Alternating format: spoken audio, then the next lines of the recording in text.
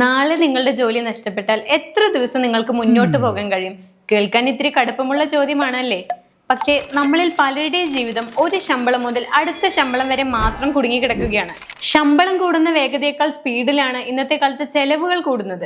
അതുകൊണ്ട് ഒരു വരുമാനം മാത്രം വിശ്വസിച്ച് ജീവിക്കുന്നത് ഒരു വലിയ റിസ്ക് ആണ്. ശമ്പളത്തിന് പുറമെ ഒരു അധിക വരുമാനം അല്ലെങ്കിൽ ഒരു സൈഡ് ഇൻകം ഉണ്ടാക്കാൻ ഒരു വലിയ ബിസിനസ് ഒന്നും തുടങ്ങേണ്ടതില്ല.